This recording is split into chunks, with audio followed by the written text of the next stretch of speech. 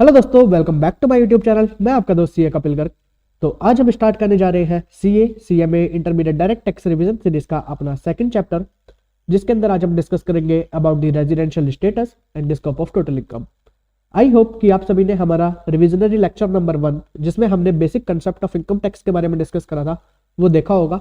अगर आप स्टूडेंट्स ने अभी हमारा रिवीजन लेक्चर नंबर 1 नहीं देखा, तो ये मेरी आप सभी से रिक्वेस्ट है कि आप पहले उस रिवीजन लेक्चर को देख लीजिए, सो दैट कि आपको ये वाला रिवीजन लेक्चर समझने में थोड़ी आसानी रहेगी और आप पूरे सीरीज के अंदर अपने पूरे के पूरे इनकम टैक्स को प्रिपेयर कर पाएंगे। तो ठीक है जी, so let's dive into the subject with me. तो आज का हमारा पॉइंट ऑफ डिस्कशन है about the residential status and scope of total income. तो इसके अंदर हमें क्या क्या पढ़ना है? इसके अंदर हमें दो कंसेप्ट पढ़ना है। पहला, how to determine residential status, and second concept हमें पढ़ना है कि जब रेजिडेंशियल स्टेटस डिटरमाइन हो गया तो उसका स्कोप ऑफ टोटल इनकम क्या है, कि किस पर्सन के लिए, किस रेजिडेंशियल स्टेटस के लिए कितना स्कोप ऑफ टोटल इनकम है, कि क्या टोटल इनकम के स्कोप के अंदर कवर होता है। ठीक है सर। तो first of all, residential status ये गवर्न होता है by section 6 of the income tax act. Second concept है स्कोप ऑफ टोटल इनकम, ये गवर्न होता है बाय सेक्शन 5। तो रेजिडेंशियल स्टेटस में हमें जानना है residential status of individual, HUF, AOP, BOI, artificial juridical person, company. तो इन सभी का हमें रेजिडेंशियल स्टेटस निकालना है। In the case of individual and HUF, an individual और एचयूएफ कैन बी रेजिडेंट और नॉन रेजिडेंट। अभी पहले हम ये दो कंसेप्ट को उठाते हैं, रेजिडेंट और नॉन रेजिडेंट। और इन the case of firm, LLP, AOP, BOI और कंपनी और एक्सेट्रा, यानी कि आर्टिफिशियल जुरिडिकल पर्सन, यानी कि इंडिविजुअल एंड एचयूएफ को छोड़कर बाकी जितने भी पर्सन है वो भी या तो रेजिडेंट हो सकते हैं या नॉन रेजिडेंट हो सकते हैं। बट इंडिविजुअल एंड एचयूएफ के केस में एक स्पेशल कैटेगरी हो रहा है हमारे पास, डीम्ड रेजिडेंट। ये केवल इंडिविजुअल एंड एचयूएफ हो सकते हैं। तो यानी कि इंडिविजुअल एंड एचयूएफ के केस में हमें क्या क्या चेक करना है? पहले में चेक करना है वेदर अ इंडिविजुअल और एचयूएफ इज अ रेजिडेंट और नॉन रेजिडेंट, और उसमें साथ में एक कैटेगरी है deemed resident. And further individual and HUF के केस में हमें रेजिडेंट के अंदर भी चेक करने होते हैं। फर्दर 2 सेगमेंट्स है वहां पर, resident and ordinarily resident or resident but not ordinarily resident, यानी कि जिसे हम शॉर्ट में बोलेंगे आगे से ROR एंड RNOR। ठीक है सर। तो इंडिविजुअल एंड एचयूएफ के केस में रेजिडेंट, नॉन रेजिडेंट, रेजिडेंट है तो ROR है या RNOR है, और एक कंसेप्ट हमारा आता है इंडिविजुअल एचयूएफ में deemed resident. On the other hand, for the firm, LLP, AOP, BOI, company and artificial juridical person, उसके लिए क्या रेजिडेंशियल स्टेटस होता है? दे कैन बी रेजिडेंट और नॉन रेजिडेंट। वहां पर कोई भी ROR RNOR का कंसेप्ट नहीं होता और डीम्ड रेजिडेंट का कंसेप्ट नहीं होता। वो कंसेप्ट है only in the case of individual and HUF. तो यहां तक की बात आपके माइंड के अंदर बिल्कुल अच्छी तरीके से फिट हो गई। चलिए, now come to scope of total income. ये गवर्न होता है by the section 5 of income tax act. तो इसके अंदर ये क्या बताता है कि ROR के लिए कौन सी इनकम टैक्सेबल होती है, RNOR के लिए कौन सी इनकम टैक्सेबल होती है, एंड NR के लिए कौन सी इनकम टैक्सेबल होती है। तो हमारे पास इनकम बेसिकली मैं आपको बताता हूं, तो 4 तरीके की इनकम होती है। इनकम रिसीव्ड और deemed to be received in India, income accrue और अराइज और डीम्ड टू बी एक्रू और arise in India, income accrue और अराइज और डीम्ड टू बी एक्रू और अराइज आउटसाइड इंडिया। तो बेसिकली 3 तरीके की इनकम होती है। अब इसके अंदर जो हमारा थर्ड वाला कंपोनेंट है, इनकम एक्रू और अराइज आउटसाइड इंडिया और डीम्ड टू एक्रू और अराइज आउटसाइड इंडिया, तो इसके अंदर एक सेगमेंट और आता है कि वेदर इनकम एक्रू और अराइज आउटसाइड इंडिया और डीम्ड टू एक्रू और arise outside India from the business carried on in India और प्रोफेशन सेटअप इन इंडिया। समझ गए जी? तो ये 4 कंपोनेंट हमारे पास होते हैं। दो ROR के केस में अगर कोई पर्सन ROR है तो उसके केस में उसकी ग्लोबल इनकम, यानी कि उसकी जितनी भी इनकम है, वेदर रिसीव्ड और deemed to be received in India, accrue और अराइज और डीम्ड टू बी एक्रू और अराइज इन इंडिया, एक्रू और अराइज आउटसाइड इंडिया और डीम्ड टू बी एक्रू और arise outside India, whether from the profession carried on in India और business setup in India. ठीक है जी? तो उसके लिए सारी की सारी इनकम टैक्सेबल होती है in India. On the other hand, in the case of RNOR के केस में क्या होता है? इनकम रिसीव और deemed to be received in India, income accrue और अराइज और डीम्ड टू बी एक्रू और arise in India, income accrue और अराइज और डीम्ड टू बी एक्रू और arise outside India from the business carried out in India और profession setup in India. केवल ये वाला पार्ट आपका टैक्सेबल होता है in the case of RNOR। On the other hand, in the case of non resident, only income received और deemed to be received in India or income accrue और arise और deemed to be accrue और arise in India, ये आपका taxable होता है in the case of non resident. Income accrue और arise और डीम्ड टू बी एक्रू और arise outside India, whether from the business carried on India और profession setup in India, ये वाला पार्ट NR के केस में टैक्सेबल नहीं होता। ठीक है सर। तो ROR के केस में global income is taxable in India, RNOR के केस में income which is received deemed to be received, accrue और arise deemed to be accrue और arise in India, and income which accrue और arise outside India being derived from the business controlled in India, profession setup in India. ये वाला portion आपका India के अंदर taxable होता है in the case of RNOR। And non resident के case में income received, deemed to be received, income accrued arise और deemed to be accrued arise in India. केवल ये आपका टैक्सेबल होता है इन इंडिया। तो यहां तक का आपको समरी क्लियर आ गई। अब यही हमें बस डिटेल में डिस्कस करना है अपने आगे के पार्ट में। तो सेक्शन 6 बताता है रेजिडेंशियल स्टेटस के बारे में। तो रेजिडेंशियल स्टेटस इंडिविजुअल HEF होते हैं या FMOP लोकल अथॉरिटी कंपनी, इन सब के लिए हमें देखना होता है। तो इंडिविजुअल HEF रेजिडेंट होते हैं, नॉन रेजिडेंट होते हैं, रेजिडेंट के अंदर ROR होते हैं, RNOR होते हैं, और एक कंसेप्ट आता है हमारे डीम्ड रेजिडेंट का। और FMOP लोकल अथॉरिटी और ये कंपनी के लिए या तो ये रेजिडेंट होते हैं या तो ये नॉन रेजिडेंट होते हैं। ठीक है सर, चलिए। Residential status of an assessee must be ascertained with reference to each previous year. तो हमें रेजिडेंशियल स्टेटस एसएससी का ईच प्रीवियस ईयर में डिटरमाइन करना होता है, क्योंकि ऐसा देयर में भी सर्कमस्टांसेस कि कोई एक assessee in any previous year तो वो नॉन रेजिडेंट बन जाए और अदर प्रीवियस ईयर के अंदर वो रेजिडेंट बन जाए, और वाइसा वर्सा केस।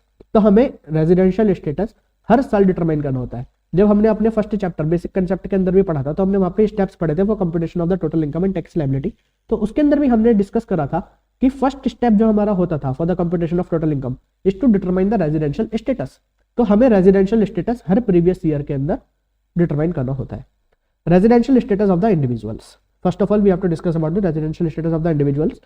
ये गवर्न होता है बाय सेक्शन 6(1). और ये क्या बताता है? An individual is said to be resident of India in any previous year if he satisfy any of the following condition. तो अगर वो दो कंडीशन यहाँ पे दी गई है, अगर दोनों में से कोई भी कंडीशन इंडिविजुअल सेटिस्फाई कर देता है तो हम उसे बोलते हैं कि individual is resident in India. उसके बाद हम चेक करते हैं, अगर इंडिविजुअल रेजिडेंट बन जाता है फिर हम चेक करते हैं कि whether he is resident and ordinarily resident or resident but not ordinarily resident. तो हम यहाँ पे इसे एक प्रैक्टिकल लाइफ से लेकर चलते हैं कि मान लीजिए आप एक CA बन गए हैं और अब आपके पास कोई क्लाइंट आता है और वो आपसे पूछता है कि सर बताइए मेरा residential status during the previous year क्या होगा। तो उससे आपको दो बातें पूछनी है। सबसे पहले आप उससे पूछेंगे कि सर आप बताइए कि आपका stay in India during the previous year कितना था। अगर वो बोलता है सर मेरा stay in India during the previous year is greater than or equal to 182 days, अगर किसी भी पर्सन का stay in India during the previous year is greater than or equal to 182 days, तो आप सिंपली सीधे सीधे उसे बोल देना सर यू आर रेजिडेंट। ठीक है जी। और अगर वो बोलता है, मान लीजिए वो बोलता है कि सर मेरा stay in India during the previous year था 120 डेज, तो 182 दिन से कम वो इंडिया के अंदर रहा, तो अब इस केस में आपको सेकंड कंडीशन क्या चेक करनी होती है। फिर आप उससे पूछना अच्छा 120 डेज आप रहते यानी कि आपका stay in India during the previous year is greater then 60 days, तो सर आप ये बताइए कि आपका 4 प्रेसिडिंग प्रीवियस ईयर में यानी कि इस प्रीवियस ईयर से पहले के 4 प्रेसिडिंग प्रीवियस ईयर में आपका टोटल स्टे इन इंडिया कितना था। तो अगर वो बताता है कि वो आप उसका 365 डेज से ज्यादा था तो आप कह देना कि सर यू आर रेजिडेंट। अगर वो बताते हैं कि वो 365 डेज से कम था तो आप उनसे कह देना sir you are non resident. तो क्या क्या कंडीशन आपको चेक करनी है? तो फर्स्ट ऑफ ऑल किसी भी पर्सन का जिसका stay in India during the previous year is greater than or equal to 182 days, तो ये तो एक कंडीशन है। और अगर ये वाली कंडीशन सेटिस्फाई नहीं होती तो दूसरी कंडीशन क्या चेक करनी है? Any person whose stay in India is greater than or equal to 60 days during the previous year, and साथ में इसकी दूसरी कंडीशन हमें क्या चेक करनी होती है? And his stay in India during the 4 preceding previous year, 4 PPY के अंदर his stay in India should be greater than or equal to 365 days. अगर ये दोनों कंडीशन को सेटिस्फाई करता है तो बोलना आप रेजिडेंट है, ये कंडीशन सेटिस्फाई करता है तो बोलना आप रेजिडेंट है। अगर उनका ड्यूरिंग द ईयर 182 डेज भी नहीं रहे, अब एक एग्जांपल मान लीजिए कोई क्लाइंट आपके पास आता है वो बोलता है सर मेरा तो during the previous year stay in India केवल 50 डेज था, तो अब ये वाली कंडीशन भी सेटिस्फाई नहीं होती और ये वाली कंडीशन की फर्स्ट कंडीशन ही सेटिस्फाई नहीं होती, सेकंड तक जाने की जरूरत नहीं है। आप सीधे सीधे बोल देना sir you are a non resident. आप खुशी बनाइए सर, आपको कम टैक्स देना पड़ेगा, आपके इंडिया में इनकम कम टैक्स होगी। ठीक है सर। और अगर कोई फिर बताता है, अगर कोई रेजिडेंट बन जाता है तो फिर हमें आगे चेक करना होता है कि whether he is resident and ordinarily resident or whether he is resident but not ordinarily resident. अब वो ROR और RNOR के लिए हमें दो एडिशनल कंडीशंस चेक करनी होती है, तो वो दोनों एडिशनल कंडीशन जब सेटिस्फाई हो जाती है तो हम बोलते हैं कि बंदा ROR है। अगर उनमें से कोई भी एक कंडीशन हमारी सेटिस्फाई नहीं होती तो हम बोल देते हैं कि एसएससी RNOR है। ठीक है सर। बट अभी हम वो कंडीशन चेक करने से पहले मैं आपको कुछ इंपॉर्टेंट यहाँ पे बता देता हूँ क्या क्या हमें बातें ध्यान में रखनी है वाइल कंप्यूटिंग रेजिडेंशियल स्टेटस और stay in India. The term stay in India includes stay in territorial water of the India. Territorial water क्या होता है? 12 nautical miles into the sea from the Indian coast line. अब for example ये हमारा India है, देखिए sir मेरी drawing थोड़ी गंदी है तो मजाक में थोड़ा ना मेरा। तो ये जो कोस्ट लाइन है, कोस्ट लाइन से 12 नॉटिकल माइल तक का वाटर होता है, इसे हम बोलते हैं यहाँ पे territorial water of the India. ठीक। अब अगर मान लीजिए कोई बंदा इंडिया का रेजिडेंट, इंडियन सिटीजन कोई घूमने चला गया सर क्रूज पे, और वो क्रूज पे जा रहा है, वो 12 नॉटिकल माइल्स के पानी के अंदर अंदर ही है, तो हम उसे भी ये मानेंगे कि वो इंडिया के अंदर ही है। उसका वो जो पीरियड है जब वो क्रूज के ऊपर घूम रहा है तो उसमें भी हम यही मानेंगे कि वो स्टे इन इंडिया ही कर रहा है, ठीक है सर। तो stay in India includes stay in the territorial water of India. It is not necessary that period of stay must be continuous. ऐसा कोई जरूरी नहीं है कि आपको 182 दिन या 60 दिन आपको कंटिन्यूसली इंडिया के अंदर रहना है। आप ऐसा कर सकते हैं कि फॉर एग्जांपल आप जनवरी में 20 डेज इंडिया के अंदर रह गए, फरवरी में 15 डेज रह गए, फिर मार्च में 20 दिन रह गए, फिर अप्रैल के अंदर 25 डेज के लिए आ गए। अगर आप ऐसे ऐसे करके 182 डेज और 60 डेज ऐसा केस में भी की कंडीशन आप कंप्लीट कर देते हैं, तब भी हम आपको बोल देंगे कि आप रेजिडेंट हैं, मतलब रेजिडेंशियल स्टेटस के लिए कोई कंटिन्यूस स्टे होना जरूरी नहीं है। For the purpose of counting the number of days stayed in India, both the date of departure as well as date of arrival are considered to be in India. For example, अगर मान लीजिए कोई बंदा यहाँ India से बाहर जाता है, अब आज 21 फेब है, तो वो 21 फेब को अगर इंडिया से बाहर जाता है और फिर वो 28 फेब को इंडिया के अंदर आता है, तो यहाँ पे जब हम उसका स्टे इन इंडिया का पीरियड निकालेंगे तो उसके लिए ये वाला पीरियड 21 फेब को वो इंडिया में आता है एंड 28 फेब को वो इंडिया से बाहर जाता है, ठीक है सर। फर्स्ट 21 को आया, 28 को जा रहा है, तो उसका स्टे इन इंडिया क्या होगा? तो 21, 22, 23, 24, 25, 26, 27, 28। तो 21 को भी जिस दिन वो आया उस दिन को भी हमें काउंट करना है स्टे इन इंडिया में, एंड जिस दिन वो गया उस दिन को भी हमें काउंट करना है स्टे इन इंडिया में। तो इस हिसाब से 8 डेज यहाँ पे हो जाएगा उसका स्टे इन इंडिया, ठीक है। 21, 22, 23, 24, 25, 26, 27, 28, ये 8 दिन उसका स्टे इन इंडिया माना जाएगा। The residence of individual for income tax purpose has nothing to do with citizenship, place of birth और डोमिसाइल। अब ऐसा कोई जरूरी नहीं है कि रेजिडेंट ऑफ इंडिया होने के लिए उसे सिटीजन ऑफ इंडिया भी होना चाहिए। कोई नॉन सिटीजन भी है, कोई यूएसए का सिटीजन भी है, अगर वो 182 दिन या 60 दिन इन the previous year and in 365 days in the 4 preceding previous year भी इंडिया के अंदर रह जाता है, तब भी उसे हम बोलेंगे कि sir you are resident of India, ठीक है। तो चलिए यहाँ तक कि आपकी सभी बातें समझ आ गई। अब हम मूव करते हैं। अब यहाँ पर एक इन्होंने एक्सेप्शन दिया, following categories of the individual will be treated as resident in India only if the period of their stay during the relevant previous year amount to 182 days or more। यहाँ पे इन्होंने क्या बोला कि अभी हमने रेजिडेंशियल स्टेटस चेक करने के लिए 2 कंडीशन बताई थी। पहली कंडीशन, या तो stay in India during the previous year should be greater than or equal to 182 days.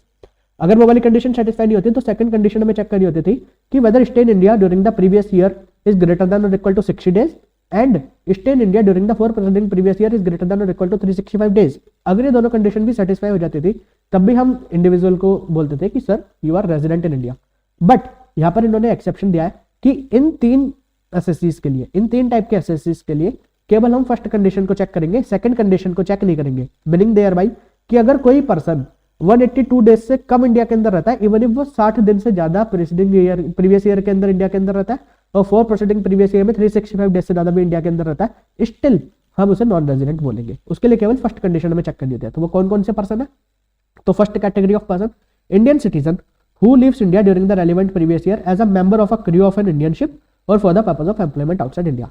अगर कोई भी इंडिया का सिटीजन इंडिया को छोड़ रहा है as a member of crew of an Indian ship or for the purpose of employment outside India, तो इस केस में केवल हमें फर्स्ट बेसिक कंडीशन चेक करनी होती है 182 डेज वाली, हमें सेकंड बेसिक कंडीशन इसके ऊपर चेक नहीं करनी। सेकंड कैटेगरी ऑफ पर्सन क्या है? इंडियन सिटीजन और अ person of Indian origin. Person of Indian origin कहने का मतलब क्या होता है? कोई भी पर्सन जिसके ईदर ऑफ द पेरेंट्स और either of the grand parents, either कहने का मतलब मैटरनल और पैटर्नल, किसी भी साइड के ईदर ऑफ द पेरेंट्स और either of the grand parents born हुए हो अनडिवाइडेड इंडिया में।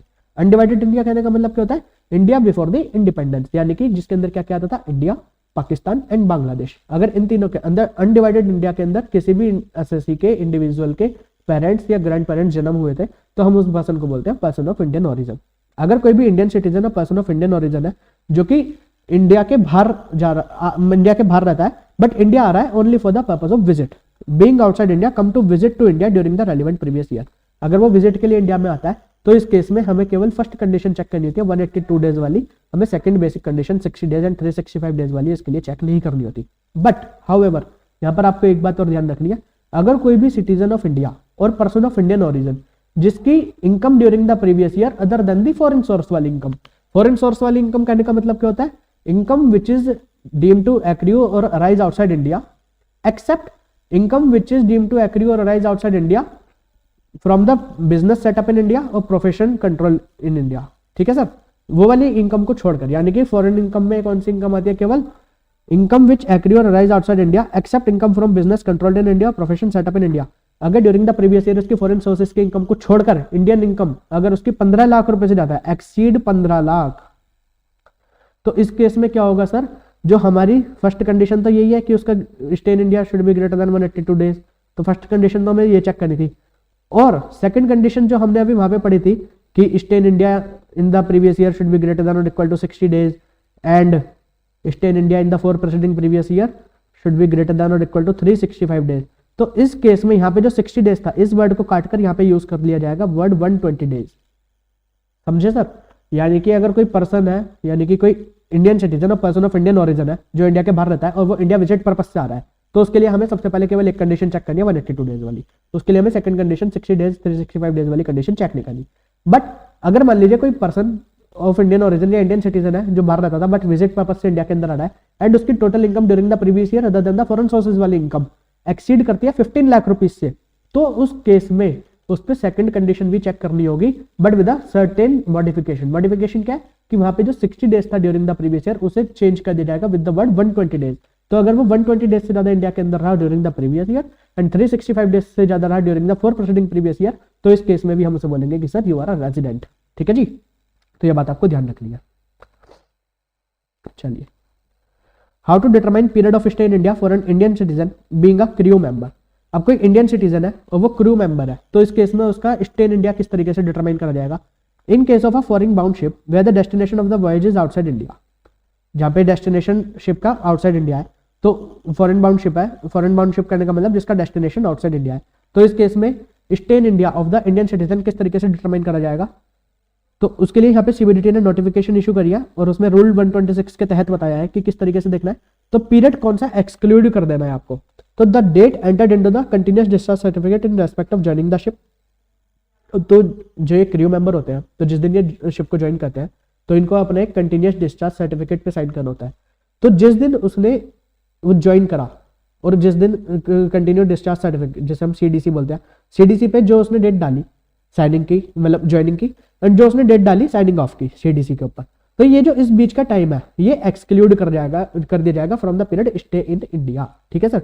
फॉर एग्जांपल मान लीजिए उसने 15 फेब को ये ज्वाइन करा एंड फिर वो 15 मार्च को छोड़ रहा है, तो ये 15 फेब से 15 मार्च का जो पीरियड है इसे एक्सक्लूड कर दिया जाएगा for the purpose of counting number of days stayed in India. ठीक है? और इसमें एलिजिबल वॉयज करने का मतलब क्या होता है? एलिजिबल वॉयज करने का मतलब होता है a voyage undertaken by a ship engaged in the carriage of passenger or freight in international traffic where the voyage having originated from any port in India has its destination any port outside India, यानी कि originate हो रहा है India से और destination है outside India, and the voyage having originated from any port outside India and destination is in India, यानी कि इंडिया से चल के बाहर जा रहा है और बाहर से चल के इंडिया आ रहा है, तो उसे हम यहाँ पे बोलते हैं एलिजिबल वॉयज।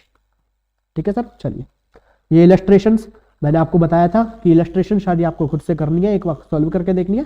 किसी भी इलस्ट्रेशन के अंदर आपको कोई भी डाउट आता है तो आपको बिना किसी टेंशन लिए मेरे को व्हाट्सएप पे एक मैसेज डालना है and I will reply to your queries. मेरा व्हाट्सएप नंबर मैं आपको एक बार आज रिपीट कर देता हूँ दोबारा, 9634679382। एंड सर ये मेरी आप सभी से रिक्वेस्ट है, प्लीज आप इस पे कोई भी कॉल मत करना प्लीज, ये केवल व्हाट्सअप के लिए आप यूज करना है, क्योंकि कॉल में आपके फिर आंसर नहीं कर पाऊंगा, फिर आपकी क्वेरीज मिस हो जाएंगी मेरे से। आप इस पे व्हाट्सअप करिए, मैं first come first serve basis पे विद इन द 24 आवर्स सारी क्वेरीज आपकी रिजॉल्व कर दूंगा। This is my assurance to you. Now come to the concept of deemed resident. Deemed resident क्या होता है? ये गवर्न होता है by the section 6 subsection 1A। An individual being an Indian citizen, अब यहाँ पे वर्ड ध्यान देना, केवल Indian citizen, person of Indian origin के लिए ये कंसेप्ट यूज नहीं होता। Having total income other than the income from foreign sources exceeding 15 lakh during the previous year would be deemed to be the resident in India in that previous year if he is not liable to tax in any other country or territory by reason of his domicile, residence or any other criteria of similar nature। क्या बात बोल दी साहब, अतिथि देवो भव। इसका मतलब क्या हुआ कि अगर मान लीजिए कोई भी पर्सन जो कि एक इंडियन सिटीजन है और ड्यूरिंग द प्रीवियस ईयर उसकी total income other than the foreign source वाली इनकम 15 लाख रुपीज से ज्यादा किया एंड वो कहीं और किसी और कंट्री में वो टैक्स नहीं देना पड़ रहा उसे, he is not liable to tax in any other country or territory by reason of his domicile or residence or any other criteria of the similar nature। यानी कि उसकी total income other than the foreign sources की income 15 lakh रुपए से ज्यादा है, वो India का सिटीजन है और वो किसी और कंट्री के अंदर अभी टैक्स नहीं दे रहा, तो इस केस में हम क्या करेंगे, हम उस हिसाब से बोलेंगे कि साहब आप कहीं टैक्स नहीं दे रहे, एक काम करो आप इंडिया के अंदर टैक्स दे दो, इंडिया को बहुत ज्यादा जरूरत है टैक्स की और आप हमारे डीम्ड रेजिडेंट बन चुके हो under section 6 subsection 1A of the income tax act. ठीक है सर? तो जो जिसे किसी ने कहीं पनाह नहीं दी, जिसने किसी से मतलब जिससे किसी ने कहीं टैक्स नहीं लिया, उससे इंडिया वाले टैक्स ले लेंगे साहब। Meaning of liable to tax. Liable to tax करने का मतलब क्या होता है? There is an income tax liability on such person under the law of that country for the time being in force. ठीक है, चलिए। Only Indian citizen can be deemed resident and individual who is an Indian citizen but a person of Indian origin who is not an Indian citizen but a person of Indian origin can not be deemed to be resident under section 61A। तो 61A में मतलब जो deemed resident है उसके लिए केवल Indian citizen को ये कवर करा गया है। इंडियन सिटीजन उसके परव्यू में आते हैं, पर्सन ऑफ इंडियन ओरिजिन इस सेक्शन के परव्यू में नहीं आते। अगर कोई पर्सन ऑफ इंडियन ओरिजिन है और उसकी total income other than the foreign sources की इनकम 15 लाख रुपए से ज्यादा की है, स्टिल अगर वो कहीं और टैक्स नहीं दे रहा तब भी उसे यहाँ पे हम डीम्ड रेजिडेंट नहीं बोलेंगे। Resident and ordinary resident, resident but not ordinary resident. अभी हमें जब हमने बताया कि इंडिविजुअल के केस में हमें चेक करना होता है वेदर इंडिविजुअल इज रेजिडेंट और नॉन रेजिडेंट। अगर रेजिडेंट होता है तो फिर हमें चेक करना होता है वेदर इज ROR और RNOR। तो अब ROR और RNOR के लिए क्या कंडीशन होती है, अब ये कंडीशंस को हम डिस्कस कर लेते हैं। तो यहाँ पे ये जो दो लैंग्वेज लिखी है ये लैंग्वेज थोड़ी टेक्निकल है, इसकी जगह मैं आपको सिंपल लैंग्वेज में बताता हूँ। तो ROR किसे बोला जाता है, ROR के लिए दो कंडीशन होती है, वो आपको दोनों कंडीशन सेटिस्फाई करनी होती है।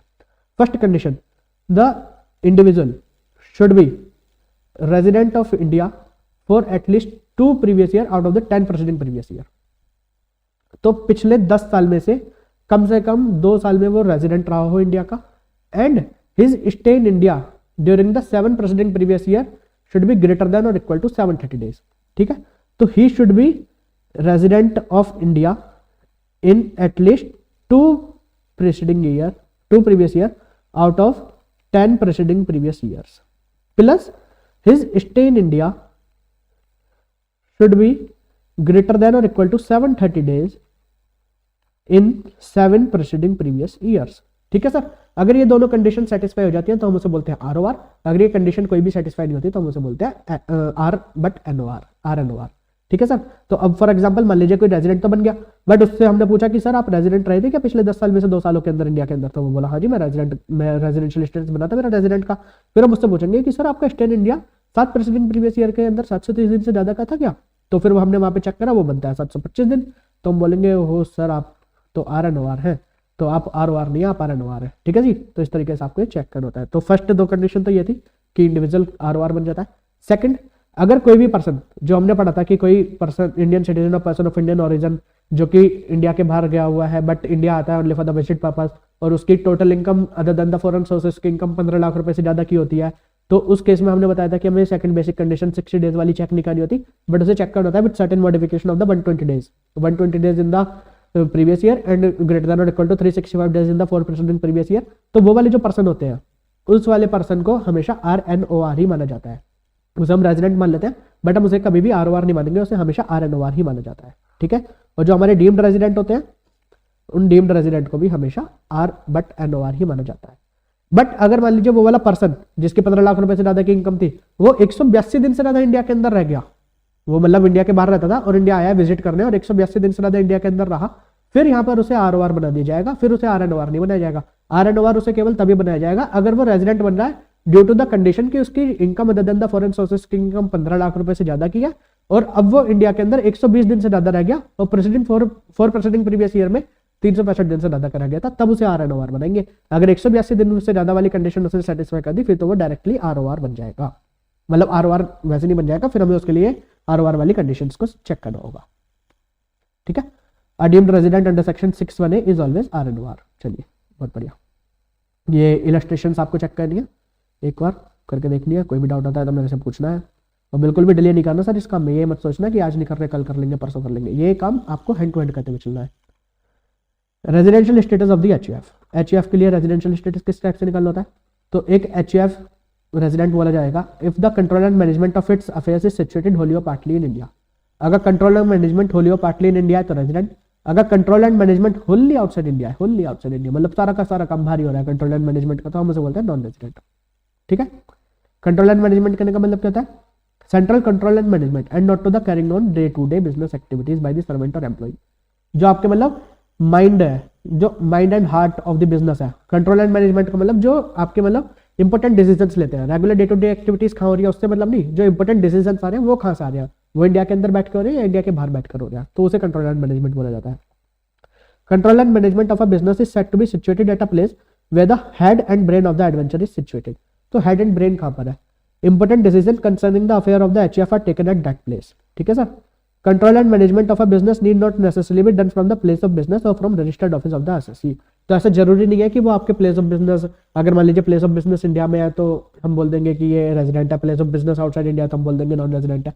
ऐसा भी हो सकता है कि आपका place of business, principal place of business तो आउटसाइड इंडिया है, वो तो आपने बना रखा है इंग्लैंड के अंदर, बट ये सारे डिसीजन ले रहे हो, मतलब जो हेड एंड ब्रेन है वो सिचुएट करता है इंडिया के अंदर, सारे इंपोर्टेंट डिसीजन लिए जा रहे हैं इंडिया के अंदर से, तो इस केस में एचयूएफ हो जाएगा आपका रेजिडेंट।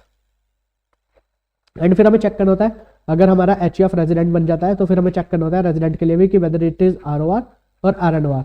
तो इसके लिए हमें क्या करना होता है, इसके लिए हमें देखना होता है कि जो एचयूएफ का कर्ता है, कर्ता यानी कि कर्ता तो इंडिविजुअली होगा एचयूएफ का, एचयूएफ का कर्ता जो है वो आरओआर है ड्यूरिंग द प्रीवियस ईयर और आरएनओआर है।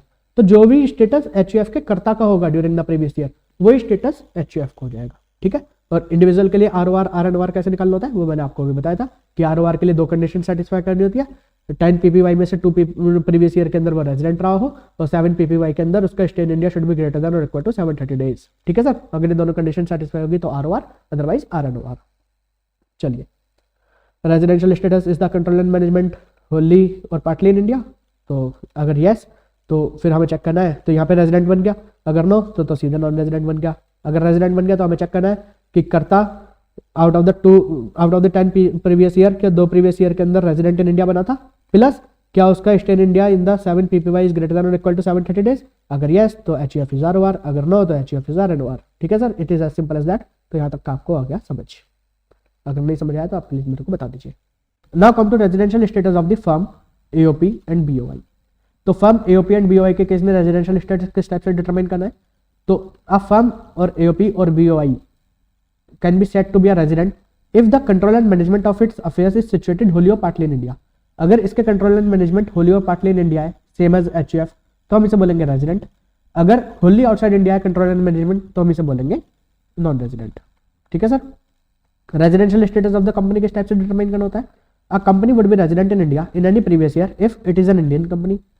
तो किसी कंपनी को रेजिडेंट तभी बोलेंगे या तो वो इंडियन कंपनी हो और its place of effective management in that year is in India. इसका प्लेस ऑफ इफेक्टिव मैनेजमेंट को शॉर्ट में बोलते हैं पोयम, इसका पोयम इंडिया के अंदर हो। अब ये पोयम किस टाइप से डिटरमाइन करते हैं, इसके लिए काफ़ी वाइड रूल्स हैं, काफ़ी डिटरमाइन तरीके से मतलब डिस्क्राइब्ड रूल्स हैं कि क्या क्या आपको चेक करना होता है, पूरा ABOI टेस्ट आपको करना होता है, एक्टिव बिजनेस आउटसाइड इंडिया। तो हमें ये सारे रूल्स को फॉलो करके तब हमें बताना होता है कि पोयम इंडिया के अंदर है या पोयम आउटसाइड इंडिया है। अब ये पोयम को डिटरमाइन करने के लिए जो डिटेल्ड डिस्कशन है, जो डिटेल्ड इसके मतलब आपको पूरे के पूरे रूल्स पढ़ने हैं, वो आपको पढ़ने हैं फाइनल लेवल पे। इंटरमीडिएट लेवल पे आपको एग्जाम के अंदर लिख के मिलेगा कि weather the poem is in India और पोयम आउटसाइड इंडिया। तो आपको केवल इतना देखना है, अगर कोई भी कंपनी इंडियन कंपनी है और उसका पोयम इंडिया के अंदर है तो वो रेजिडेंट है, अदरवाइज वो नॉन रेजिडेंट है, ठीक है सर। तो देख लीजिए, is the company is an Indian company, yes तो कंपनी इज रेजिडेंट। वेदर और अगर no, whether the POEM of the company is in India in the relevant previous year, if yes then the company is resident, otherwise company is non resident. और यहाँ पे कोई भी आपका ROR आरएनओआर deemed resident ये कोई कंसेप्ट नहीं होते। Guidelines issued by the CBDT for determination of the poem will be dealt at the final level. तो ये जो भी गाइडलाइंस है ये फाइनल लेवल पे आपको पढ़नी है, तो आप अभी एंजॉय करिए, एकदम डांस करिए। Residential status of the local authorities and artificial juridical person, तो सेम, अगर कंट्रोल एंड मैनेजमेंट होली और पार्टली इन इंडिया है तो रेजिडेंट, अगर control and management fully outside India है तो नॉन रेजिडेंट, ठीक है सर। चलिए, यहाँ तक का आपका क्लियर हो गया।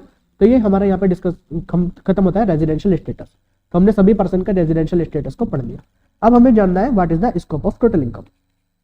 चलिए, तो स्कोप ऑफ टोटल इनकम के लिए आरओआर का देखना है, आरएनओआर का देखना है एंड एनआर का देखना है। आरओआर हैज टू पे tax on the total income accrued or deemed to accrue, received or deemed to received in India or outside India during the relevant previous year। तो आरओआर के लिए अगर मैं आपको एक सिंपल लाइन बोलूं तो साहब आरओआर बेचारा बहुत ही ज्यादा परेशान आदमी है, इसे जितनी भी इसकी ग्लोबल इनकम है सबके ऊपर टैक्स देना है इंडिया के अंदर, ठीक है जी। आरओआर के लिए कोई छूट नहीं है। आरएनओआर और एनआर अभी हम देख लेते हैं, उससे पहले ये क्लैरिफिकेशन एक बार देख लेते हैं।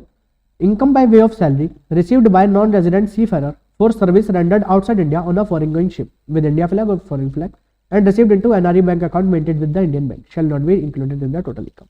जो नॉन रेजिडेंट सी फेरर्स होते हैं, सी फेरर्स करने का मतलब जो बोट्स वगैरह पे जाते हैं, अगर वो अपनी कोई सर्विस रेंडर कर रहे हैं outside India on a foreign going ship, अब वो शिप के ऊपर इंडिया का फ्लैग लगाए या किसी फॉरेन कंट्री का फ्लैग लगाए उससे कोई मतलब नहीं।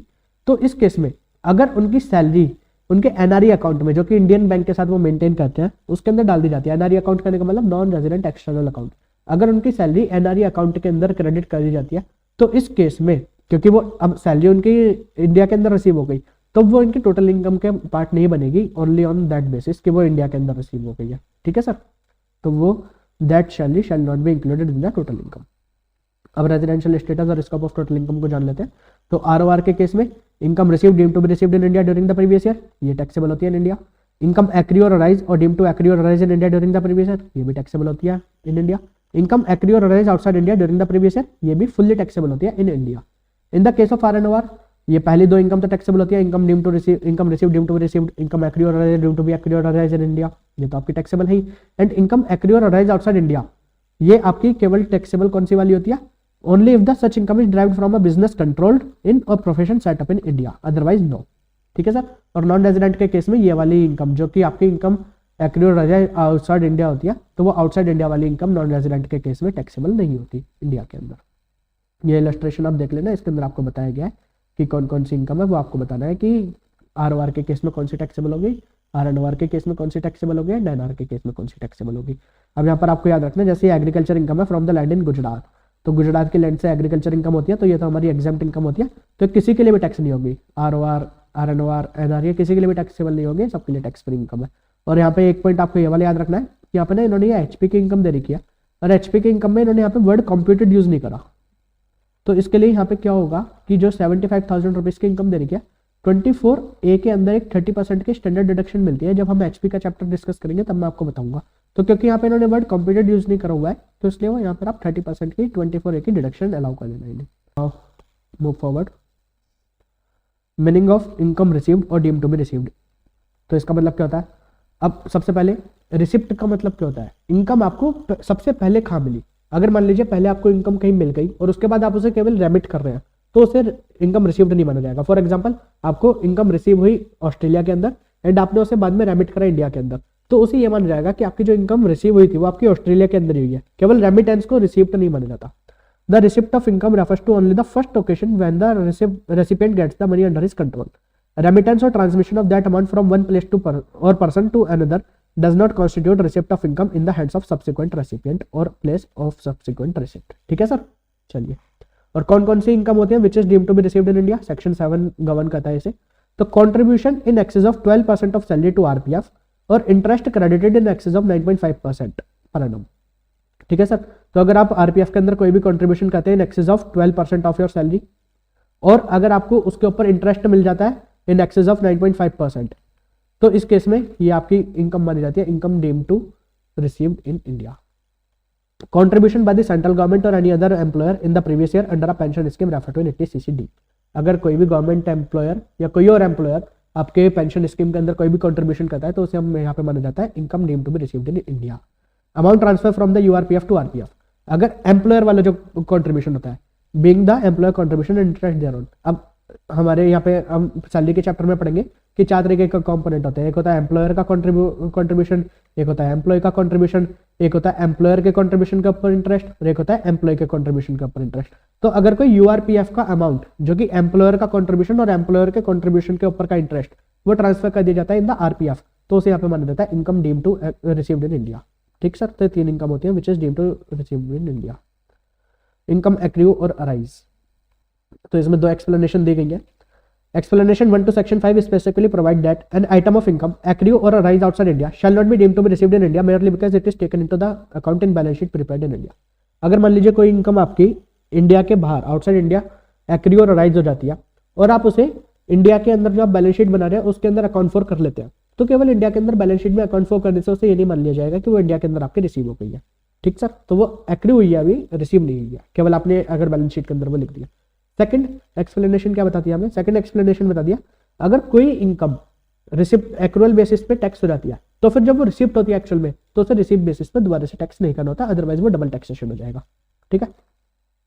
Once an item of income is included in the assessee's total income and subjected to tax on the grounds of its accrual deemed accrual, it cannot again be included in the person's total income and subjected to tax either in the same or in subsequent year on the ground of its receipt whether actual or deemed। ठीक sir. अगर एक बार वो accrual basis पे आपकी tax हो जाती है तो रिसिप्ट बेसिस पे दोबारा से टैक्स नहीं होगी। इनकम डीम्ड टू एक्रू और अराइज इन इंडिया, ये हमें पढ़ना है सेक्शन 9 कि कौन कौन सी इनकम होती है जिसे हम डीम्ड टू एक्रू और अराइज मतलब एक्रू और अराइज इन इंडिया माना जाता है। तो उसके लिए first of all, any income accrue or arise to a necessity in any place outside India, whether directly or indirectly, through or from any business connection in India. अगर कोई भी income accrue और arise हो रही है outside India through or from any business connection in India, तो उसे माना जाएगा income deemed to accrue or arise in India. Through or from any property in India, अगर मान लीजिए कोई प्रॉपर्टी आपके इंडिया के अंदर और उससे कोई भी इनकम आपको accrue और arise हो रही है outside India, even if outside India, तब भी उसे माना जाएगा इनकम deemed to accrue और arise in India. Through or from any asset और source of income in India, India के अंदर कोई एसेट है या कोई सोर्स ऑफ इनकम है, उससे आपको आउटसाइड इंडिया भी कोई इनकम एक्रू और राइज हो रही है तो भी समझ जाएगा income deemed to accrue or rise in India. Through the transfer of a capital asset situated in India. For example यहाँ पे आपके मान लीजिए कोई प्रॉपर्टी है एंड आपने उसे आउटसाइड इंडिया ट्रांसफर कर दिया, आउटसाइड इंडिया ही आपने उसका कंसिडरेशन रिसीव कर लिया स्टिल, क्योंकि वो प्रॉपर्टी सिचुएटेड इन इंडिया थी, तो जो भी आपकी वहाँ पे इनकम होगी वो मानी जाएगी income deemed to be receive accrue or rise in India. In case of non-resident, the following shall not, however, be deemed to be accrue or arise in India. Explanation 1. तो अब यहाँ पे कौन कौन सी इनकम नॉन रेजिडेंट के case में income deemed to accrue और arise in India नहीं मानी जाएंगी. तो फर्स्ट पॉइंट है इसका, in case of a business in respect of which all the operations are not carried out in India. अगर कोई बिजनेस है जिसके सभी ऑपरेशंस इंडिया के अंदर नहीं हो रहे, तो उस केस में जो भी मतलब कुछ ऑपरेशन हो रहे हैं, कुछ ऑपरेशन इंडिया में नहीं हो रहे, तो जो ऑपरेशन इंडिया के अंदर हो रहे हैं केवल उससे रिलेटेड ही इनकम को यहाँ पे इनकम डीम्ड टू accrue और arise in India माना जाएगा. जो अदर ऑपरेशन है जो इंडिया के अंदर नहीं हो रहे, वो वाली इनकम उस ऑपरेशन से रिलेटेड इनकम को इंडिया के अंदर डीम्ड टू accrue और arise नहीं माना जाएगा. ठीक है सर. चलिए next, purchase of goods in India for export. अगर कोई नॉन रेजिडेंट इंडिया के अंदर गुड्स परचेज करता है only for the purpose of export, कि मतलब उन्हें परचेज करे और एक्सपोर्ट कर देगा हैंड टू हैंड, तो इस केस में यहाँ पर उसे इनकम डीम्ड टू accrue और arise इन इंडिया नहीं माना जाएगा. Collection of news and views in India for transmission outside India. अगर कोई non resident being a person engaged in the business of running a news agency, publishing newspaper, magazine और journal, अगर कोई भी person जो नॉन रेजिडेंट है मतलब जो ये न्यूज एजेंसी वगैरह में काम करता है, no income shall be deemed to accrue और arise in India to him through or from activity which are confined to, मतलब क्या एक्टिविटी कर रहा है, collection of news and views in India for transmission outside India. यानी कि वो India के अंदर आया, उसने न्यूज व्यूज कलेक्ट करे और ट्रांसमिट करेगा आउटसाइड इंडिया, तो अब यहाँ पे जो भी उसे इनकम होगी ये उसकी इनकम डीम्ड टू accrue और arise इन इंडिया नहीं होगी. Shooting of cinematography film in India. अगर कोई नॉन रेजिडेंट इंडिया के अंदर आता है केवल शूटिंग पर्पस से कि वो सिनेमेटोग्राफी फिल्म की शूटिंग करता है, तो इस केस में उसकी इनकम डीम्ड टू accrue और arise इन इंडिया नहीं मानी जाएगी. If such non resident is, अगर वो एक इंडिविजुअल है तो वो नॉन रेजिडेंट के साथ साथ नॉन सिटीजन भी होना चाहिए. अगर वो एक पार्टनरशिप फर्म है तो उसका कोई भी पार्टनर इंडिया का रेजिडेंट और इंडिया का सिटीजन नहीं होना चाहिए. और अगर वो एक कंपनी है तो उसका कोई भी शेयर होल्डर इंडिया का सिटीजन और इंडिया का रेजिडेंट नहीं होना चाहिए. Fifth, activities confined to display of rough diamond in special notified zone. अगर कोई भी फॉरेन कंपनी, यहाँ पे ध्यान रखना वर्ड यूज है फॉरेन कंपनी जो कि एंगेज है in the business of mining of diamond, यानी कि वो माइनिंग करती है. अगर कोई foreign company trading of diamond करती है तो उसके लिए ये वाली छूट नहीं मिलेगी सर. ये वाली एक्सप्लेनेशन केवल किस पे लगती है, फॉरेन कंपनी जो कि एंगेज है in the business of mining of diamond. No income shall be deemed to accrue और arise in India to it through or from such activities which are confined to display of uncut and unassorted diamond in any special notified zone by the central government. ठीक है. तो अगर कोई भी foreign company जो कि engage है in the business of mining of diamond और वो इंडिया के अंदर आके स्पेशल नोटिफाइड जोन जो कि नोटिफाई करा गया बाय द सेंट्रल गवर्नमेंट, उसके अंदर अपने अनकट अनअसॉर्टेड डायमंड्स को केवल डिस्प्ले करती है, तो उससे होने वाली कोई भी इनकम उसकी इनकम डीम्ड टू accrue और arise in इंडिया नहीं मानी जाएगी. ठीक है जी. यहाँ पे एक एक्सप्लेनेशन 2 हो रहा है एक्ट के अंदर जो कि हमें बताता है अबाउट द बिजनेस कनेक्शन. वो मतलब लास्ट अटेम्प्ट तक तो ICAI ने अपने मॉड्यूल के अंदर रखा हुआ था, बट ये अभी जो अपने न्यू सिलेबस का मटेरियल आया है इसके अंदर वो बिजनेस कनेक्शन को डिफाइन नहीं करा गया है. तो मैं इसमें एज्यूम करता हूँ कि शायद वो बिजनेस कनेक्शन की इतनी डेप्थ के अंदर जाके आपसे नहीं पूछेंगे, वो आपको पेपर में डायरेक्ट लिख कर देंगे कि whether income is from the business connection in India और नॉट, तो उसके हिसाब से आपको देखना होगा. इसलिए हम उस बिजनेस कनेक्शन के एक्सप्लेनेशन को यहाँ पे डिस्कस नहीं कर रहे. ठीक है. तो अगर कोई किसी को लगे कि हमने यहाँ पे कम पढ़ाई करी है, हमने कोई चीज़ मिस कर दिया, तो वो मैंने मिस करने का रीज़न मैं बता रहा हूँ क्योंकि ICAI के मॉड्यूल में वो लास्ट टाइम तक था, अभी वो अपडेटेड मॉड्यूल के अंदर नहीं है, तो हम एज्यूम करते हैं कि ICAI उतने डेप्थ में जाकर वो शायद नहीं पूछेगा आपसे. इनकम फ्रॉम प्रॉपर्टी, एसेट और source of income in India. अगर मान लीजिए आपकी कोई इंडिया के अंदर प्रॉपर्टी है एंड आपने उसे रेंट पे दे दिया, अब वो आपने रेंट पे दिया किसी और पर्सन को और आपको उसकी इनकम भी आउटसाइड इंडिया ही आ रही है, बट तब भी वो इनकम डीम्ड टू accrue और arise इन इंडिया मानी जाएगी. ठीक है. Income through transfer of a capital asset situated in India. अगर आपको कोई भी कैपिटल गेन होता है through the transfer of a capital asset situated in India would be deemed to accrue और arise in India in all cases irrespective fact. मतलब कोई मतलब नहीं रखता कि कैपिटल एसेट आपकी मूवेबल है, इमूवेबल है, टेंजिबल है, इंटेंजिबल है, place of registration of the document India के अंदर है या इंडिया के बाहर है, place of payment of the consideration India के अंदर है या इंडिया के बाहर है। अगर आपकी एसेट इंडिया के अंदर लोकेटेड है तो उससे होने वाला जो भी आपका कैपिटल गेन होगा वो आपका माना जाएगा income deemed to be accrue और arise in India. Income from the salaries earned in India, जो भी आपको सैलरी इंडिया के अंदर पेबल है वो आपकी इनकम डीम्ड टू एक्रू और अराइज इन इंडिया मानी जाएगी। सैलरी पेबल वो service rendered in India will be treated as earned in India. साथ में अगर मान लीजिए आपको सैलरी पे करी जा रही है फॉर द रेस्ट पीरियड और leave period which is preceded and succeeded by the service rendered in India, क्या आपको रेस्ट पीरियड पे है या लीव पीरियड पे है और उसके लिए आपको सैलरी दी जा रही है इवन आउटसाइड इंडिया, तब भी उसे यह माना जाएगा कि वो आपकी इनकम डीम्ड टू एक्रू और अराइज इन इंडिया है। Income from salary payable by the government for service rendered outside India, अगर इंडियन गवर्नमेंट किसी इंडियन सिटीजन को, वर्ड ध्यान रखना, सिटीजन ऑफ इंडिया को कोई सैलरी पे करती है outside India for the service rendered outside India, तो इस केस में वो जो सैलरी एक्चुअल में रिसीव था आउटसाइड इंडिया हो रहा, बट स्टिल उसे माना जाएगा इनकम डीम्ड टू एक्रू और अराइज इन इंडिया। ठीक है, बट जो भी इसके अलाउंसेस वगैरह होते हैं, अलाउंसेस एंड परक्विजिट्स, वो अंडर सेक्शन 10 क्लॉज 7 वो एग्जाम्प्ट होते हैं, वो आपके टैक्सेबल नहीं होते। अगर कोई इंडियन गवर्नमेंट किसी इंडियन सिटीजन को outside India for the service rendered outside India कोई अलाउंसेस और परक्विजिट्स अलाउ करती है तो वो 10 क्लॉज 7 के हिसाब से एग्जाम्प्ट होते हैं। ये इलस्ट्रेशन आपको चेक करनी है, वो आप देख लेना। Dividend paid by an Indian company outside India, अगर इंडियन कंपनी कोई भी डिविडेंड पे करती है आउटसाइड इंडिया तो फिर उसे भी माना जाएगा इनकम डीम्ड टू एक्रू और अराइज इन इंडिया। इंटरेस्ट, अब यहाँ पे हमें 3 चीजें पढ़नी है, पहले हमें पढ़ना है इंटरेस्ट, फिर हमें पढ़ना है रॉयल्टी, फिर हमें पढ़ना है फी फॉर टेक्निकल सर्विस IRF। अब ये आपको ध्यान से सुनना है क्योंकि इसके अंदर R एंड F तो सेम है, I भी आपको देखने में सेम लगेगा बट इसके अंदर एक बहुत छोटी सी डिफरेंस है, वो डिफरेंस पे मैं आपको यहाँ पे एम्फेसिस करूंगा जिससे कि आप उस डिफरेंस को याद रखें और एग्जामिनर अगर आपको उस पर टेस्ट करें तो आप उसको अच्छी तरीके से सॉल्व कर सकें और उसे आप टैकल कर सकें।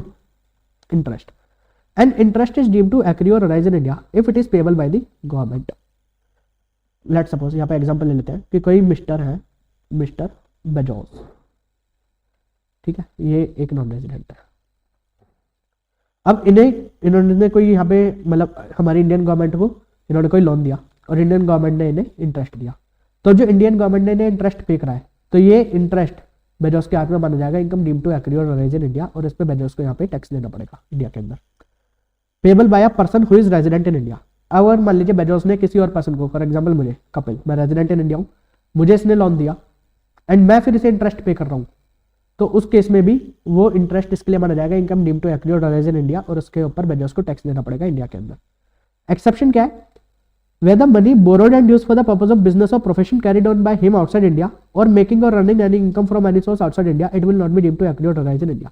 यानी कि कपिल ने जो यहाँ से लोन लिया मिस्टर बेजोस से, अगर वो कपिल उस लोन को यूज करता है for the business of profession outside India, मतलब इंडिया के अंदर कोई बिजनेस प्रोफेशन नहीं कर रहा उस पैसे से, उस पैसे से वो बिजनेस प्रोफेशन कर रहा है यूके के अंदर, या वो कोई और इनकम अर्न कर रहा है यूके के अंदर या ऑस्ट्रेलिया के अंदर या यूएसए के अंदर, तो इस केस में अगर वो इस पैसे को लेकर उस पैसे से यूज करता है इनकम कमाने के लिए, कोई और इनकम कमाने के लिए, बिजनेस प्रोफेशन आउटसाइड इंडिया, तो फिर इस केस में जो यहाँ पे इंटरेस्ट पे करा जा रहा है ये बेजोस के हाथ में इनकम डीम्ड टू एक्रू और अराइज इन इंडिया नहीं माना जाएगा। थर्ड हमारा क्या आता है, अब यहाँ पे मान लीजिए कोई और नॉन रेजिडेंट है, नॉन रेजिडेंट को यहाँ पे हम ले लेते हैं ओबामा, मान लीजिए कोई नॉन रेजिडेंट है यहाँ पे ओबामा। अब वो क्या करता है कि अब मिस्टर बेजोस ने ओबामा को लोन दिया, अब ओबामा मिस्टर बेजोस को इंटरेस्ट पे कर रहे हैं when it is payable in respect of any debt incurred or money borrowed and used for the purpose of business or profession carried on by him in India। अब Obama अगर जो उसने loan लिया उस लोन को use करता है for the purpose of business or profession in India और फिर वो इस पे इंटरेस्ट देता है, तब वो बेजोस के हाथ में इनकम डीम्ड टू एक्रू और अराइज इन इंडिया माना जाएगा और तब उस पर बेजोस को टैक्स देना होगा। अगर ओबामा उस पैसे को यूज करते हैं बिजनेस करने के लिए आउटसाइड इंडिया या उस पैसे से ओबामा यूज करते हैं इंडिया के अंदर कोई और इनकम कमाने के लिए, यानी कि बिजनेस से अलग कोई और इनकम, फॉर एग्जांपल यहाँ से इसने पैसा लिया और ये शेयर मार्केट में डाल के शेयर मार्केट की इनकम कर रहा है, बिजनेस नहीं है इसका, ये इन्वेस्टमेंट कर रहा है, तो उस केस में जो यहाँ पर अभी ओबामा बेजोस को इंटरेस्ट पे करेगा तो ये वाले इंटरेस्ट को बेजोस के हाथ में इनकम डीम्ड टू एक्रू और अराइज इन इंडिया नहीं माना जाएगा। तो इंटरेस्ट के केस में आपको ये वाली बात ध्यान देने की थी कि यहाँ पे नॉन रेजिडेंट वाले केस में अगर नॉन रेजिडेंट इंडिया के अंदर प्रोफेशन और बिजनेस के अंदर पैसा लगा रहा है जो जिसके लिए वो इंटरेस्ट दे रहा है बिजनेस प्रोफेशन, केवल तभी वो दूसरे नॉन रेजिडेंट के हाथ में इनकम डीम्ड टू एक्रू और अराइज इन इंडिया माने जाएगा। अगर कोई और अदर सोर्स की इनकम कमाने के लिए इंडिया के अंदर पैसा लगा रहा है तो यहाँ पर उसे income deemed to accrue or arise in India नहीं माना जाएगा। Interest on money borrowed by non resident for any purpose in India other than business or profession will not be deemed to accrue or arise in India. सही है sir.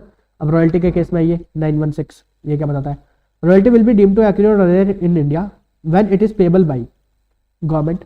अगर royalty government pay कर रही है किसी और person को तो ठीक है।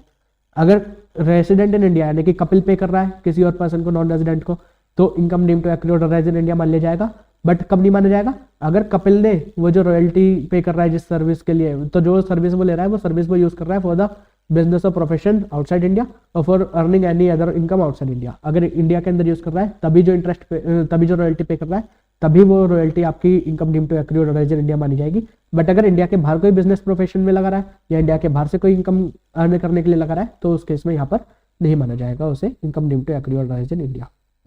और अगर कोई नॉन रेजिडेंट है, और नॉन रेजिडेंट अगर के केस में, अगर वही वाला एग्जांपल हमारा कि यहाँ पे हमारे थे बेजोस और यहाँ पे था हमारा ओबामा, अब यहाँ पे इसने इसे कोई नो हाउ वगैरह प्रोवाइड करा जिसके बदले ये रॉयल्टी पे कर रहा है, तब ये जो यहाँ पे नो हाउ है, अगर नो हाउ को ओबामा यूज करता है for the earning business or profession की income in India or earning any other source की इनकम इन इंडिया।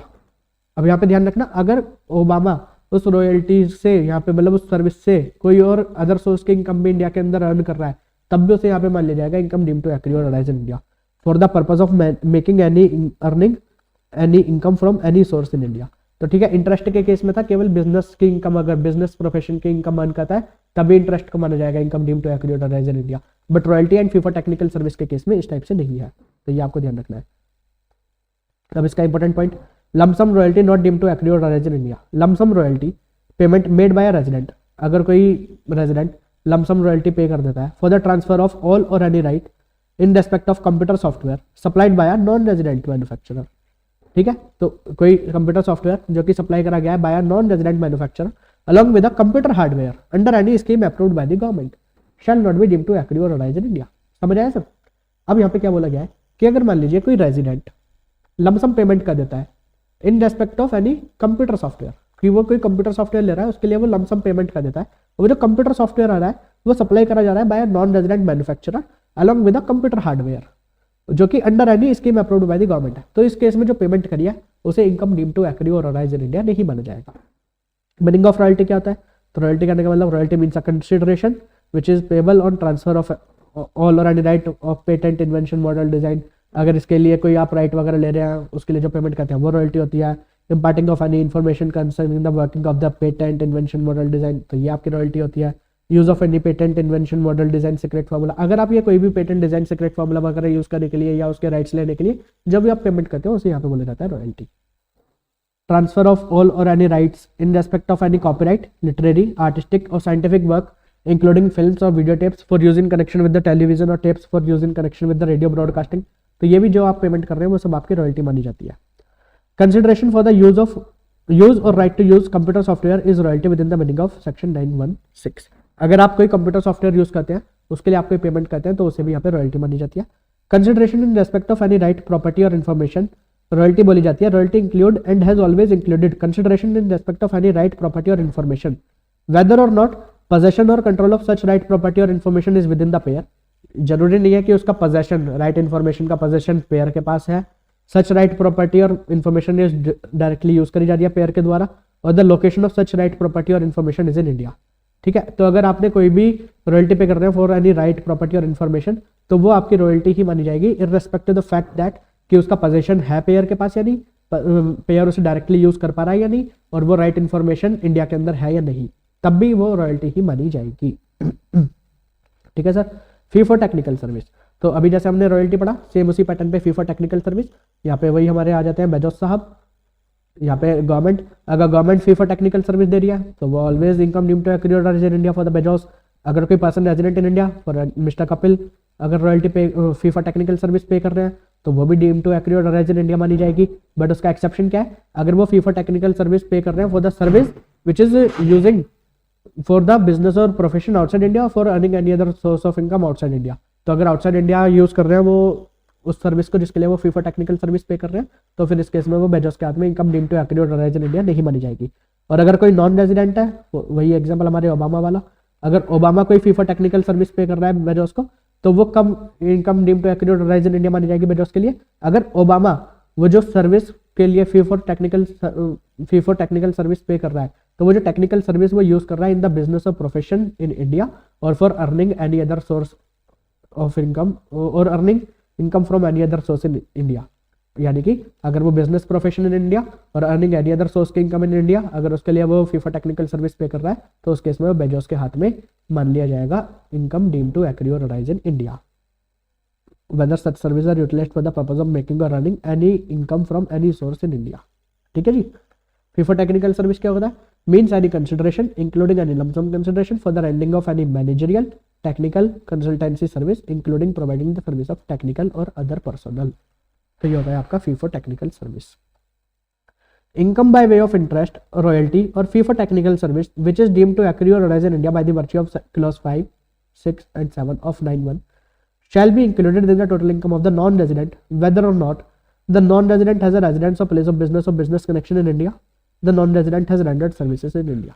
यानी कि जो हमने पढ़ा था कि अगर किसी नॉन रेजिडेंट को यहाँ पे कोई भी इंटरेस्ट पे करा जा रहा है या कोई भी रॉयल्टी पे करी जा रही है या कोई भी फी फॉर टेक्निकल सर्विस पे करी जा रही है, तो वो नॉन रेजिडेंट के लिए income deemed to accurate or rise in India होगी, इररेस्पेक्टिव कि नॉन रेजिडेंट का इंडिया के अंदर कोई रेजिडेंस, कोई प्लेस ऑफ बिजनेस या कोई बिजनेस कनेक्शन है या नहीं, या नॉन रेजिडेंट इंडिया के अंदर कोई सर्विस दे रहा है या नहीं। अगर वो interest, royalty, fee for technical service ले रहा है गवर्नमेंट रेजिडेंट या नॉन रेजिडेंट, जो हमने अभी डिस्कस करा, तो income deem to accurate or rise in India मान ली जाएगी in the hands of the non resident. Now come to last point. Any sum of money paid by a resident Indian to a non-corporate non-resident or foreign company or to RNOR। ठीक है sir. तो अगर कोई भी सम of money पे करा जा रहा है बाय एनी इंडियन रेजिडेंट, किस किस को? या तो नॉन कॉर्पोरेट नॉन रेजिडेंट को, या किसी फॉरेन कंपनी को, या RNOR को। Sum of money paid without consideration by an Indian resident person to non corporate non resident foreign company or to RNOR, ये यहाँ पे अभी ऐड हुआ है word RNOR, would be deemed to accrue or rise in India if the same is chargeable to tax under section 56 to 10। अगर आपने कोई भी सम ऑफ मनी विदाउट कंसिडरेशन किसी इंडियन रेजिडेंट ने पे करा है नॉन कॉर्पोरेट नॉन रेजिडेंट को, फॉरेन कंपनी को और RNOR को, जो कि चार्जेबल टू टैक्स है अंडर सेक्शन 56 to 10, तो उसे income deem to accurate or rise in India मान लिया जाएगा in the hands of that non corporate non resident foreign company or RNOR if the aggregate of such sum received by non-corporate non-resident foreign company or RNOR exceed ₹50,000। ठीक है। और यहाँ पर आपको ध्यान रखना है कि केवल सम ऑफ मनी, यानी कि मान लीजिए एग्जांपल कि मैं गया बाहर, मैं रेजिडेंट हूँ और मैंने बाहर जाके किसी फॉरेन कंपनी को 1 लाख रुपए का सम ऑफ मनी, मतलब कोई कैश वगैरह मैंने उसे दे दिया, तो अब वो मैंने बाहर दिया, इंडिया के बाहर मैं जाकर उसे बाहर दिया और बाहर के पर्सन को दिया, तो भी वो जो मैंने उसे सम ऑफ मनी दिया विदाउट कंसिडरेशन, तो वो 1 लाख रुपए उसकी income deem to accurate or rise in India मान ली जाएगी फॉरेन कंपनी के लिए। But on the other hand, मान लीजिए मैं इंडिया से बाहर गया और मैं इंडियन सिटीजन हूँ, इंडियन रेजिडेंट हूँ, और मैं इंडिया के बाहर गया और मैंने जाकर उसे फॉरेन कंपनी को एक आईफोन गिफ्ट कर दिया 1 लाख रुपए का, तो इस केस में उसे यहाँ पे income deem to accurate or rise in India नहीं माना जाएगा, क्योंकि यहाँ पे वर्ड यूज करा गया है सम ऑफ मनी, केवल सम ऑफ मनी। अगर आप कोई मूवेबल एसेट्स वगैरह ट्रांसफर कर देते हैं तो उस केस में उसे यहाँ पे income deem to accurate or rise in India नहीं माना जाएगा। Deeming provision apply to only sum of money paid outside India to a non-corporate non-resident foreign company or RNOR and not in respect of property movable immovable transferred outside India without consideration of or inadequate consideration to a non-corporate resident non-resident foreign company और RNOR। ठीक है sir. तो इसी के साथ ये वाला chapter हमारा हो जाता है खत्म। ये इलस्ट्रेशन बहुत इंपॉर्टेंट है, इसे आप अच्छे से देख लेना, इलस्ट्रेशन को देख लेना, सभी टेस्ट नॉलेज के क्वेश्चंस को देख लेना, और इसी के साथ आपका residential status and scope of total income का चैप्टर डन हो जाता है। आपको बहुत अच्छी तरीके से अपनी पढ़ाई करनी है, कोई भी समय की बर्बादी नहीं करनी है, किसी भी चक्करों में नहीं पड़ना है इधर उधर के, केवल आप अपने काम के ऊपर फोकस करते रहिए। अपना गोल बनाकर रखिए कि सर मेरे को मई 2024 जून 2024 अटेम्प्ट के अंदर CA/CMA के पेपर को क्लियर करना है, और बस अपने उसी गोल की तरफ पूरी अपनी शिद्दत से मेहनत करते रहिए। You will definitely achieve your goal. ठीक है सर। अच्छी तरीके से पढ़ाई करते रहिए, टेस्ट नॉलेज के क्वेश्चन इलस्ट्रेशन सॉल्व करिए, कोई भी डाउट आता है आप मेरे से पूछिए, वीडियो को लाइक करिए, अपने दोस्तों के साथ शेयर कर दीजिए, और हमारे चैनल को सब्सक्राइब कर लीजिए सर, जिससे कि आपको सभी नोटिफिकेशन टाइम से मिलते रहे। So this is all for the day. Thank you, goodbye, signing of.